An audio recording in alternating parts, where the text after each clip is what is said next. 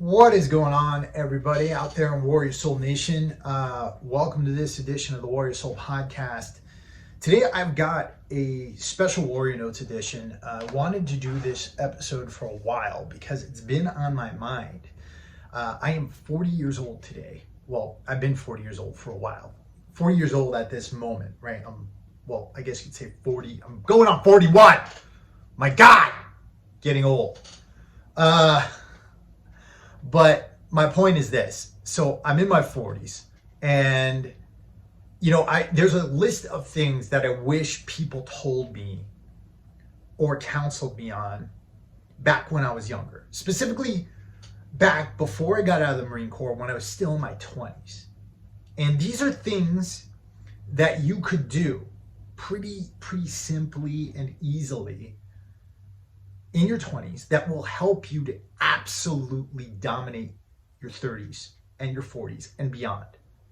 Now, here's the thing, because when you're in your 20s, there's this set period of time that you have, right? And it's a set period of time to go out there and live, right? It's before you get lots of responsibility. Hopefully you don't have a lot of debt yet, right? If you guys are in the military, you shouldn't have a lot of debt unless you were one of those guys who went off and bought those cars at the ridiculously high interest rates right outside the base. But you shouldn't have a lot of debt. You, at this point, if you're in the military and you're single, your only responsibility is really your job, right? You've got to lead your Marines. You've got to ensure that you're proficient at your specialty, your job. You got to make sure that you are on top of your mission, right? And that's a really good time because it allows you to focus on one thing. Now, the problem though is this. A lot of guys, while they're still in, they get into this mode of okay, video games, beer, bars, strip clubs, and spending money on a lot of crap that's not really going to do anything for them in the long run, right? I remember when I got off of the deployment, I had so much money saved up and I went and I spent it all really fast. Like I'm talking like within 4 or 5 months, I spent all the money I had saved up. I had like nearly $20,000 saved up. And that's not a lot of money if you look at it in the big scheme of things, but for a young Marine, that's a lot of money to have in your bank account. And I went out and I spent so much of it.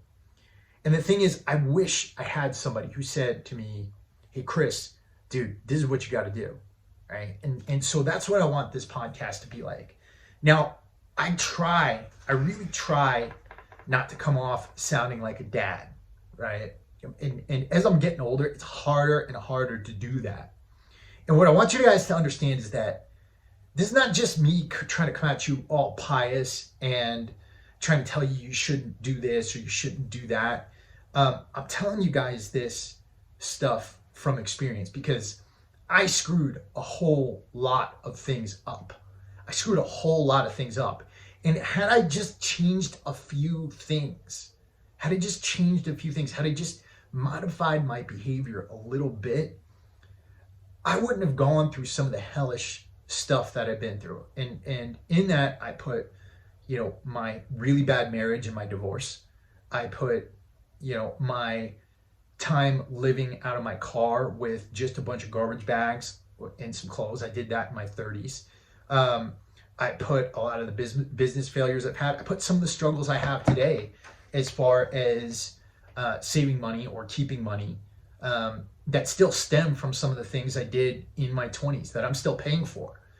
And so when I'm telling you guys about this, what I'm really trying to do here is to get you guys on the right path as soon as possible. Now, why do I do that? Well, I do it for this community, the veteran community, because I believe that this generation of veterans could have such an impact on this country, could have such an impact on this world, because a lot of you have served in combat. A lot of you have so much leadership experience. The civilian world needs that. Our country needs that. And the thing is this, if you are, wrapped up with financial debt, or you're wrapped up in bad relationships, or you're wrapped up in a bunch of personal drama, you're not going to be able to fulfill that role as a leader like you should, right? It's going to have an impact on your life. You're not going to be able to get to a lot of those ambitions that you have. And so if that happens, then not only do you miss out, but everybody around you and everybody you could potentially impact misses out. And that's what this show is about. It's about giving you more impact, giving you more ability to lead, giving you greater control over your life so you can go on and do amazing things. And that's what I want for you. Now, there's some of you out there are listening to this. Some of you are veterans and some of you are active duty military. Some of you are civilians. If you're a civilian, still listen to this, because you're probably making a lot of the same dumb mistakes that a lot of guys who served are making, right? You're probably still going out. You're probably still partying. You're probably doing a lot of that crap. And the thing is this, you can also be a leader. There's a lot more ways to serve than just serving in the military. And, leaders can come from all different facets of life. And no matter who you are out there, whether you served or not, the goal of this show is to make you better, right? To help you to live your best life. So that's what I'm going to go through today. These are 5 things you could start doing in your 20s that will help you to dominate your 30s. All right, so let's get started. Let's get into this and just keep an open mind with me here. Again, I'm trying not to sound like a dad. All right. So the first one is this, and this is probably, I hate to say this, but this is going to be the one that a lot of you are going to have the biggest resistance to, right? This is going to be the one, particularly you young men, all right? But this is going to be the one that you're going to be like, no, I don't want to do that. And what I'll say is this, all right? So the item I'm going to say is you need to find a good partner, right? A good partner, a good mate, all right? Now, obviously, when you're in your 20s, a lot of you want to go out and you want to party, you want to date as much as possible. And when I say date, I really mean something else, right? That's the way I was. Wanted to sleep with as many girls as possible, wanted to do everything I could, right? And this is what I'll tell you. That's a trap. It's a really, really, really big trap that a lot of us fall into. Now, why is it a trap? When you are out there and you're just womanizing like crazy, essentially what you're doing is you're barring yourself off of any human connection, and basically what you're doing is you're associating yourself with women, and if you're a girl, same thing, girls could do this too. You're associating yourself with people based off of physical attraction. Now, why is that a bad thing, right? And I'm obviously very attracted to my mate. I've had a steady girlfriend now for 6-7 years. She's become my life partner. I am planning on marrying her. But what I'll tell you I did in my 20s and into my early 30s was I went out and I tried to sleep with as many people as possible, as many girls as possible. And that was partly based on physical attraction, but also partly based on what I was getting out of it, which was an improved self-image, right? I was doing it because I was trying to make up for things that I saw lacking in myself. And I thought, and I can only tell you this because I'm older and I can think about it with some hindsight. The thing I was trying to make up for was the fact that I felt inadequate in so many ways, right? I felt like if I didn't have a girl with me, or if I wasn't sleeping with a girl at the time, then I was missing out on something in the world. And I felt like I was just not putting my best face forward, I guess you could say, right? And what I can tell you I started to lose from that, I started to lose a lot of self-respect, because I was constantly rating myself based off of who I was sleeping with at the time, or how many girls I was sleeping with at the time. And the other aspect of it was that I would bar myself off from any real connection with them. Like whenever it became time to get emotionally involved, I was constantly in a place where I would be pushing them off. And you know, I was basically using these girls, right? Now, where did this lead me? Well, what it led me to was a really bad marriage, because there came a point where I was in my early 30s where I was just so sick of what I was doing, so emotionally sick of trying to sleep with girls, trying to just get that nut off, right? And I was so sick of myself that I said, okay, now's the time to settle down. And so when the opportunity came to settle down with somebody, I jumped at the chance to settle down, and I ended up with somebody who I really didn't mesh with. I really didn't emotionally mesh with. We didn't have similar values. We didn't have similar life goals. And I'll tell you that it was that rabble-rousing, kind of desire to sleep with as many girls as possible that led me to that, because I was really trying to make up for what I felt was my downfall, right? I felt like this is what I had to do to stop myself from womanizing. It was kind of like trying to quit smoking and then just picking up dipping instead, right? And I will tell you this, if you end up with the wrong partner, and that can happen a lot of ways if you're not careful about who you're associating with, right? If you sleep with a girl and she gets pregnant, or if you end up, through being stupid like I was, you end up getting married to the wrong girl or the wrong man or the wrong person, then there is nothing that can ruin your life more than ending up with the wrong person, right? There is nothing that can end your life more than, or ruin your life more than ending up with the wrong person. And we're talking, years of misery. We're talking financial ruin through divorce. We're talking, you'll have a person out there in the world who absolutely can't stand you if you go through a divorce, right? And that in and of itself is a horrible thing. Now, for my ex-wife, I don't put any fault on her. It was my fault, right?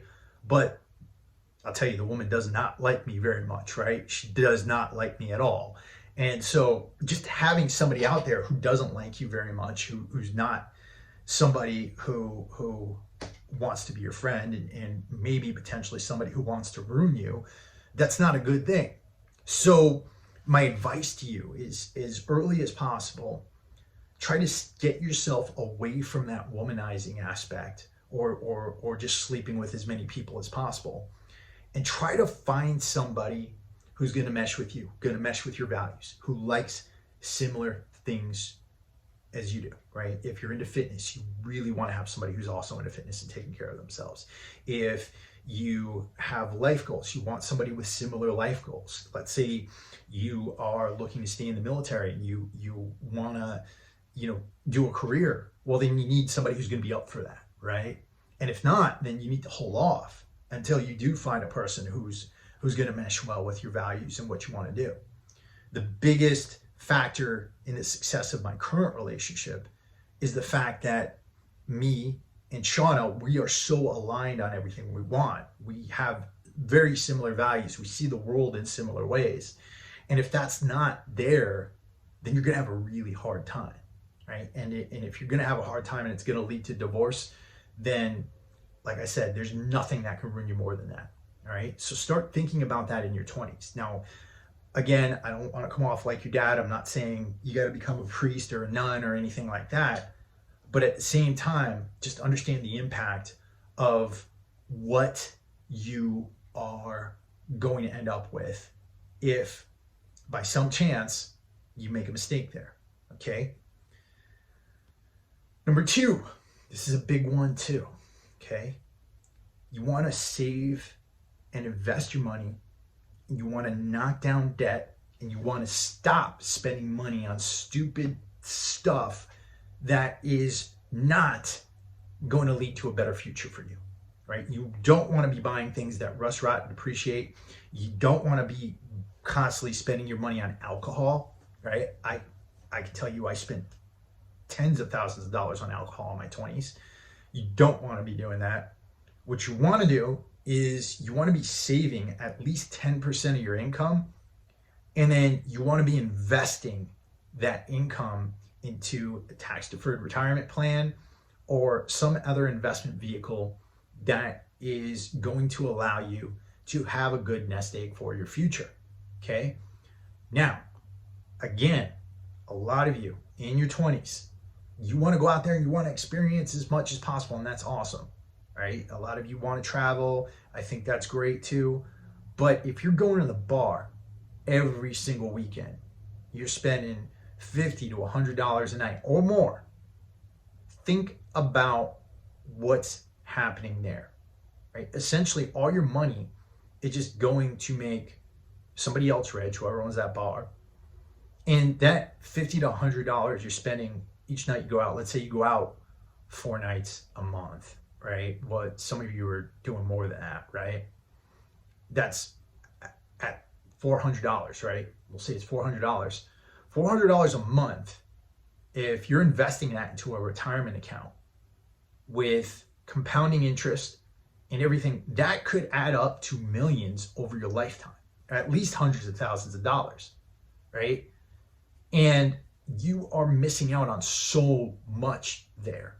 You're missing out on so much there. So again, rather than constantly going out, and again, I want you to have fun, but rather than spending money, take that money and invest it. Do it at the beginning of the month before you have a chance to. The second you get your paycheck, put that money into a savings account or a tax-deferred retirement account where you know you're not going to touch it, right? And definitely go out and read as much as possible about investments, okay? I read a few books that I'm definitely going to recommend here. Number one, you want to check out The Millionaire Teacher, right? That's by, I think it's Andrew Harum, The Millionaire Teacher. I'll get that up on the show notes in case I'm wrong about the author, and we'll get a link to Amazon. That book goes into everything you need to know about investments, getting yourself into index funds that are low fee, not spending your money on high fee mutual funds or listening to some financial advisor who's going to screw you over, right? Go check that book out. Check out another good one is Tony Robbins' Money Master the Game. That's a great book too. He's got some great advice in there, okay? And again, money is one of those things. Money brings options, right? And when you're in your 20s, you feel like you have a lot of options. You might not have a lot of money, but you have a lot of options because you got a lot of time. If you get up to be my age, 40, and you don't have a big savings account and you are a lot more limited on options because you don't have as much time as you did when you're in your 20s, well, then at that point, you're going to be screwed. So you want to start that process of saving money, investing it early. You also want to make sure that you're not taking on tons of debt. If you got a credit card, pay that thing off every month, right? Most of these credit cards, they have like 30% interest rates. Think about how much money that is, 30% interest rate. On your retirement account, on a good retirement account, you're getting 8% back per year, right? 8% interest rate, right? Compounding interest per year. If you've got tons of credit card debt, you're paying that at 30%. That's crazy. That's crazy. You're never going to make up for that. So pay that credit card down each month, down to zero, okay? If you're going to go to college, because I know a lot of you are heading out there, or if you're in college, or if you are getting out of the military and thinking about college, a lot of you are going to have the GI Bill, but the GI Bill doesn't cover everything. Some of you are going to have to take out student loans, but make sure that you're not taking out tons and tons of loans or more loans than you need. Because again, you think about if you're using those loans to pay for your living expenses, like $20,000, $30,000 a year or something like that, you come out with $60,000 in debt. That's insane, right? Some people are coming out with a lot more than that, like $100,000, $150,000. It's a mortgage, right? And the minimum payment on that, unless you're doing a income deferred plan, in which case you're paying tons and tons of interest on it, then that's going to be like $1,500 a month, right? When you're paying that down, right? You don't want that.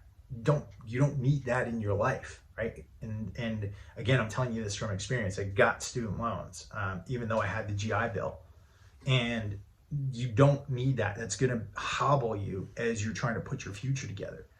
So what I would say is make sure that you were saving, investing your money. Make sure you're not taking out tons of debt. Don't spend money on stupid stuff. Don't buy a dumb car, right? That's not going to do anything but depreciate in your driveway, right? Get a sensible car that's going to get you from point A to point B. Ride that thing into the ground, right? I drive a Honda Civic. I'm going to ride that thing into the ground, right? I'm going to take care of it, make sure it's up to par, but, I don't need a fancy car no matter how much money I ever make, okay? So really think about that. The next thing, you want to take care of your body. You need to eat right. You need to exercise. Because, listen, if you're in your 20s and you're just living off of beer and pizza and you're putting on tons and tons of weight, I'll tell you right now, when you hit 30, 35, you're going to start to feel that, right? You'll feel the inflammation. Your joints, particularly you guys who are serving in the combat arms, especially you infantry guys, if you're not taking care of your body, a lot of that impact you're getting from your military service right now, that's going to show up when you're my age. You're going to have problems walking. You're going to have problems moving your joints. You're going to have problems with your back, okay? So the answer for you is to not stop taking care of your body after you get out of the military. Right now, you've got people looking out for you, making sure that you're doing PT, probably making sure you're hitting the gym, but learn as much as you can about taking care of your body on and into your 30s and your 40s. Because if you don't, it doesn't matter how much money you have, what kind of job you have, who you're married to, how many kids you have, you're not going to be around long and you're not going to enjoy life the way you should, right? And that's what fitness is really about. That's what taking care of your body is really about. It's insurance to ensure that you are going to continue to have options as you get older. Right? Because if you become 40 and you're feeling like crap, you're having a lot of medical problems, right? And you don't have energy, well, I'll tell you, that feels awful. It doesn't matter. A lot of I'm going to live while I can. I'm going to live through my 20s. I'm going to drink as much as possible, blah, blah, blah. I'm telling you right now, you still want to live when you're in your 40s. You still want to be able to enjoy life. You have a lot more to live for at that point. And so, don't eat up your future life by just destroying it right now, right? With bad nutrition, alcohol, tobacco, all that crap that you're putting in your body, that's gonna screw you so bad as you get older. So eat right, exercise. What's eating right mean? It means trying to eat as many vegetables as possible, eating whole foods, getting enough protein, making sure that you're not eating a bunch of processed junk, going to the fast food all the time. If you're eating out of chow halls, make the better choice than chow halls, right? They got salad bars there. They've got protein sources there, right? You don't have to go for the fried chicken nuggets all the time, okay? And when you're not eating MREs out in the field, try to eat good things when you're not in the field. And this day and age, you can take things out there with you, right? You can get healthy snacks, beef jerky, cheese seeds, Brazil nuts. You can take those out there with you, right? And obviously you're still going to have to eat some of those MREs, but you can stay on top of your health, your nutrition, while you're still in. And then when you get out, don't be one of these guys who just sits on the couch and just eats pizza all the time, right? Learn how to cook. Learn how to prepare your own meals. Cook from home. Right? Bring your lunch to work with you, right? There's no reason why you shouldn't be able to do that, okay? So eat right, exercise every day. Doesn't need to be in the gym, right? Doesn't need to be in the gym. You don't need to get an expensive gym membership if you can't afford it. You do burpees in your living room, you can do push-ups, you can go running, right? You do body weight squats, body weight lunges, you can get a kettlebell, right? You do tons of kettlebell exercises in your house. right? All these things are options that you can do, okay? So take care of yourself. The next one. Now, when you're in your 20s, and particularly guys, you have a group of friends, right? And generally, these friends are like your band of brothers. You're with them all the time. You're doing stuff with them. You're going out. You're hanging out with them all the time. Now, what happens in your 30s is a lot of guys, they lose that, right? You move away. You get married. You do things that take you away from being able to hang out with your friends all the time. But this is where like a lot of depression sets in. This is where a lot of guys lose themselves, right? And what you need a good circle of friends around you, right? That also means you need to get rid of people who are holding you down, right? Get rid of people who are holding you back. If somebody's just constantly trying to get you to drink, constantly trying to get you to do things that are counterproductive to you moving forward, you need to get that out of your life. But you need to find positive people and you need to keep them in your life. You got to find people who are going to push you, people who are going to let you know when you're screwing up, people who are going to teach you, right? It's really, really important. That's a big reason why I created the Warriors Obituary Society, because we got a group of guys in there who are holding each other accountable, pushing them forward, making sure that we're setting up goals and making sure that we're working for them. You want to find something like that. Whether it's through that or whether it's on your own terms. Another good thing you can do is Jiu-Jitsu, right? A lot of Jiu-Jitsu schools, my school has great camaraderie in it. I got introduced to a lot of good guys around where I live. Get yourself in hobbies and activities that are going to get you around other good people, right? Really, really important, because too many of us let that go, and then we're just lonely all the time. The only people we're hanging out with are our wives, our kids, and that's great. But you need other men in your life. You need other people in your life. You need peers who are going to push you, going to advise you, going to make sure you're doing the right thing, okay? This pans off of what I just said, and this is the last one. You need to find productive hobbies, right? You need to find hobbies that are going to get you outside, that are going to challenge you, right? My hobby, Jiu-Jitsu, really, really awesome challenge for me. Every time I go in, I get my ass kicked. It allows me to stay physical in a way that's not just like lifting weights or doing CrossFit or something like that. There's another human being and he's trying to, or she's trying to choke me, armbar me, make me submit. And that's constantly getting my brain thinking. It's constantly getting my brain to think of new things, right? Other hobbies, fishing, hunting, right? I want to take up hunting this year, and it's a great way of getting outside, right? Hiking, Spartan races. It doesn't just have to be physical stuff. You could also learn how to play chess. That'll help your brain to think of new things, right? You can get into, well, reading isn't really a hobby. It's like self-education, but you can start a podcast like I've got, right? That's another great thing. Podcasts are great to start because you get to introduce yourself to some interesting people when you have guests on. You get to dedicate yourself to a subject you love, you enjoy, right? YouTube, that's another great thing, right? There's tons of things out there that you can do, but get yourself into something that I suggest you get yourself into something that's either physical, that forces you to be around other people, forces you to introduce yourself to other people, forces you to grow in ways that you didn't think you can grow in, right? Figure stuff like that out. Really, really important. So again, those are 5 things you could start doing in your 20s that can translate to big things in your 30s. Now, some people would include like something like starting a business or something like that in there. And as an entrepreneur, I can tell you the reason I didn't include it in there is because it's not for everybody. Like, entrepreneurship is difficult, right? And there's a lot of things you could do to make money on the side to get extra revenue in. It doesn't have to be like full-scale entrepreneurship. For those of you who are interested in that, you just message me and I'll tell you whatever you want to know, right? I'll give you some of my own insights, but it's definitely not something I recommend for everybody because not everybody's cut out for it. But beyond that, the bigger message here, guys, is this.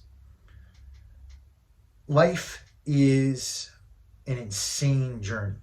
right? It's an insane journey. And a lot of times when you're in your 20s, you feel like everything's just going to be okay. You feel like you're in a playground and that playground is just going to keep going. But the thing is, like, as you get older, things happen, right? You lose certain things. You lose certain aspects of yourself. You lose that wild aspect of yourself. And when you start to settle down and you settle into your life, what can start to happen is you can start to die a little bit inside. And the things I've told you here are things to kind of prevent that, right? You constantly have to be vigilant about making yourself better. And too many guys and girls, when they hit 30, they start to let themselves go. And it's a steep downward slope from there. So let's not let that happen. Let's keep going.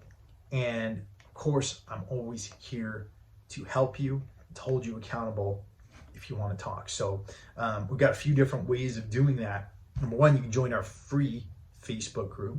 It's the Warrior Soul Agoge Empowerment and Resilience Group. You can check that out on Facebook, free to join.